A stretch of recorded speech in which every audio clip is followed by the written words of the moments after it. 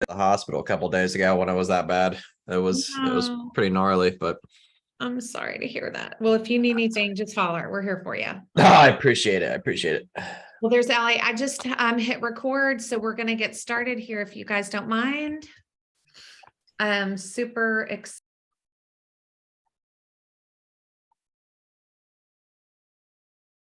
You muted yourself, Jim.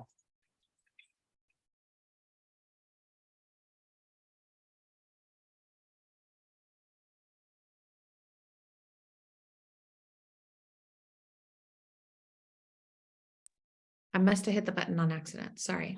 All good. Okay. Super excited about today's numbers. Why is that doing that? Get this little guy out of the way. Okay. So, whew, I don't know about you guys, but I've been having some serious realistic real estate conversations with my clients, particularly buyers. Thought I got one of them to increase their search grid so that we'd see more properties, but it's looking like they're sticking with the city. But here we are. Uh-oh, get back in there. Total active listings in the MLS. So we're down just 6 listings over last week. Anything down is not good, but when you consider where we were at 1,904 at the beginning of August, we are 500 short. Hi. How are you? Is that Darrell? I can't see you. I just see the top of your head. Hi, Darrell. Good morning. Okay. Hello. Hi, good morning. Good morning. So obviously these are conversations we should be having with our buyers when they're like, oh, when is more stuff going to hit the market? You know, it's not looking positive, honestly. We've got new listings in the last 7 days down almost 30, or I'm sorry, almost 20 over the previous week. New pendings went up. That's because this number was up, right? So whatever happened last week sold this week or went under contract this week. So you just want to be having good conversations with your clients. Total closings in the last 7 days. This is substantially down because all of these numbers here were down. That was 45 days ago. So now we're seeing these closings and how they relate to these numbers up here. This definitely went down a smidge, average days on market, which doesn't surprise me because you know, the good things that were getting listed at the end of January, you know, just sold and sold pretty quickly as long as they were priced appropriately. We see this number surge a little bit oftentimes when a property closes in the millions in Allegheny County, probably had a couple of big ones. So it jumped up to 271,896. I don't think it's surprising either, considering days on market went down. I think we're definitely seeing you know, this number change. Why did this number, hold on one second. There we go. That's what that's supposed to be.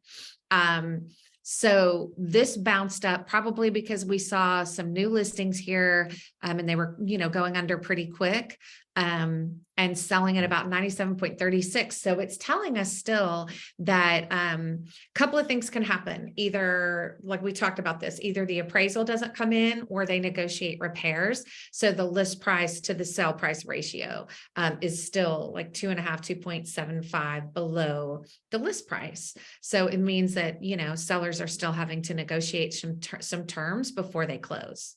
Does that make sense? Good. Number of price reductions is down. That's not surprising. Anybody new on the market, and this is going to go down obviously since new listings are going down, but down from 132 last week to 112.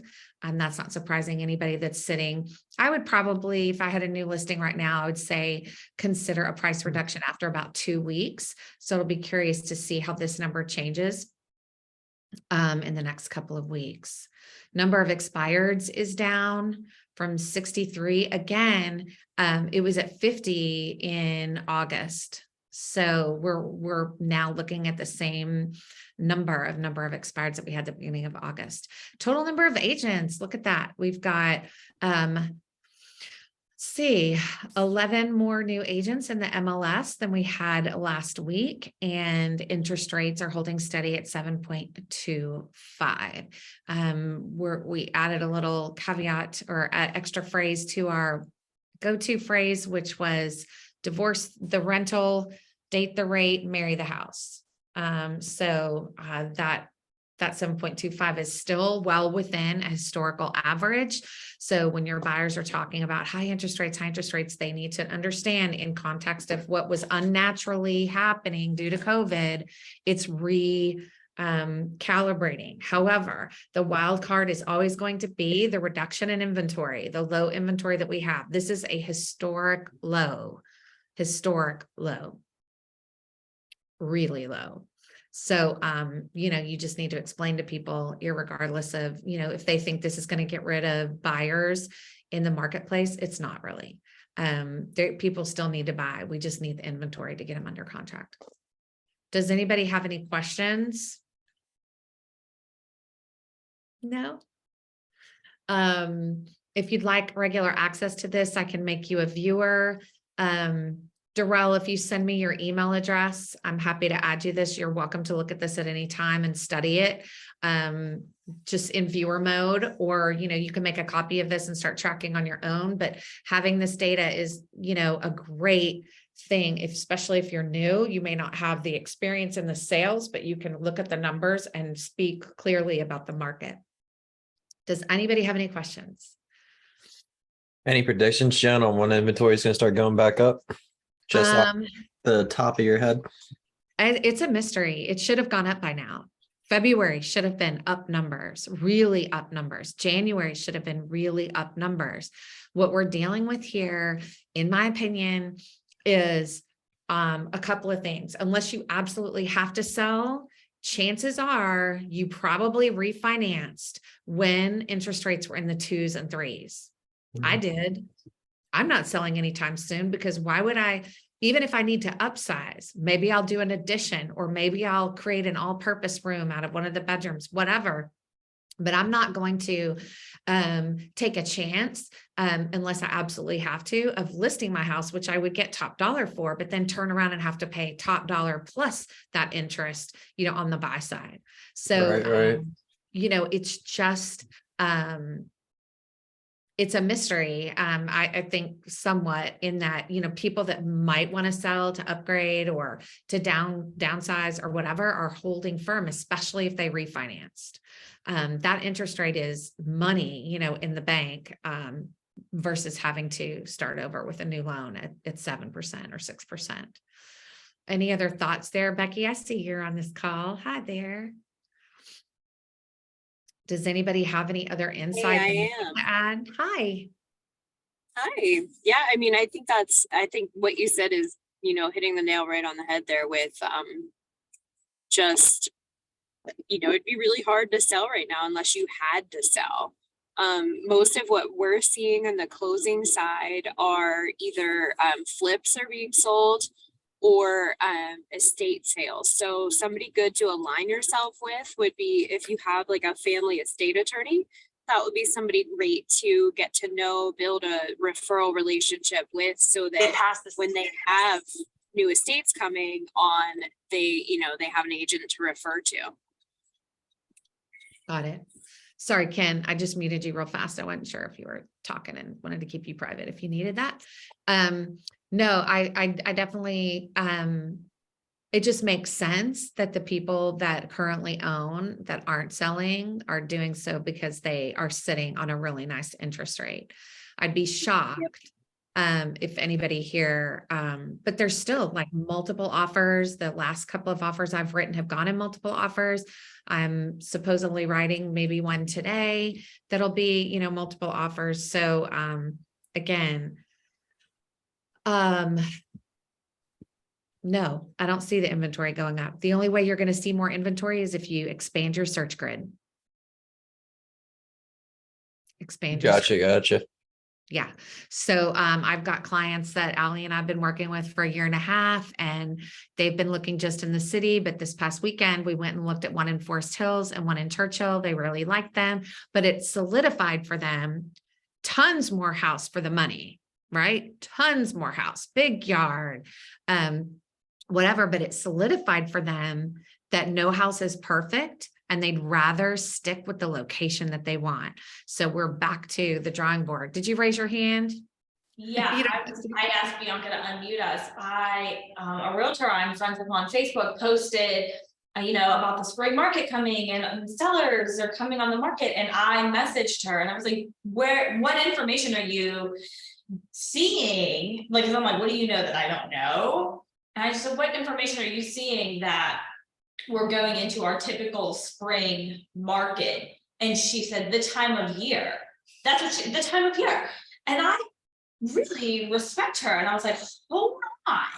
Are you following the numbers? We are seeing a decrease in new listings every single week as opposed, and was just having a conversation with her. And I was like, I'm just saying, I wouldn't be putting that out on Facebook that we're getting ready for the things because it's not That's January. That should have been January. That should have been happening. And so it was just, and I saw that this morning and I was like, and I immediately texted her and I was like, hold up, where did you get your information? Because like, we need to be hunkering down or not. That's not what we're seeing. And she was like, oh my gosh, it was just like people send her the expecting. spreadsheet.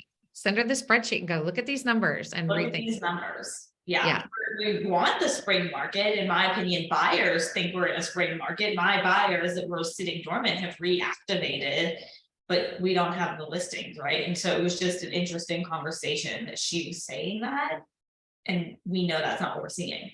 Listen, without the numbers, you should not be making any kind of forecast of what the market's looking like without looking at these numbers. This is how we're able to have realistic conversations. So imagine you're the agent going, yeah, it's going to start popping any minute. Here we are, we're in the spring. And your clients are like 2 weeks later, 3 weeks later, like haven't seen a thing. They're going to think, okay, what does she know about the market? But if you have this spreadsheet and you print it up or you've got it with you, you can, like, I don't even have to have it printed to know off the top of my head that we are 500 fewer listings now compared to August. And August should have been a downtime going into fall. That is like really kind of exceptional. It's very unique for that to be the situation. And so if you can have those conversations again from the selling side, hey seller, I know that you want to list this at 300,000. What we're seeing in this area, it's about 2.75% selling. If you are willing to reduce that like 2%, 2.5%, we're going to be in the sweet spot in this market. So let's just consider reducing it just a smidge. And that is likely or more likely to generate multiple offers for you if you price in that sweet spot. So there's a way to hunker down with these numbers. And again, Allie and I crunch these and put these in every week. If you've got any questions and you want to know, like, what do those numbers mean and how can you turn that into an organic conversation that you're having with buyers or sellers, or creating graphics to put on your socials, like, be the market expert. And really what we have is these numbers and they're telling us the exact story. Like what I'm experiencing out there in the market is exactly what we're seeing here. Without question. So there's no spring market coming. I'd be shocked if it just randomly appeared here in March. It's crazy. Okay. So anything to add, Becky, Allie, Ken? I'm just sad that it isn't the spring market yet. I know. I'm ready for spring market. I'm ready for more to do. And it's really bizarre right now. There's a lot of weird title issues because, like I said, everything that's coming on or that's going under contract are things that were like kind of a tough sell, or they have like major issues. So, anything that does go under contract, just kind of be prepared that there might be a little bit of a hot mess on the title side, just depending on what it is. Because I literally got a call this morning that a seller died yesterday on a house that's being sold and it's under contract. And I'm like, oh crap. So, it's just, things are happening. So, but a lot of what you're going to see right now and coming on are things that, unfortunately people passed away. So there's going to be some estate issues, some family issues, that kind of thing. yes, as you're saying that, I've got a good attorney that's got great, that handles probate and all of that really, really well. If you ever need anybody. Also, if you haven't met Becky, this is Becky Offit. She's one of our go-to title reps. She's amazing. If you have any questions about getting ready to list a property or making sure you have the correct documents, if you know that it's an administrator or an estate or whatever, she's your go-to. She can answer those questions and help you out. But I think we've crunched our numbers. It's good seeing everybody on the call this morning. And again, if you'd like to be added to this so that you can view the numbers overall at any time, feel free to reach out to me, text me your email address, and I will add you to the Google Doc. Thanks, everybody. Have a good week. We'll talk to you soon. Bye. Thanks.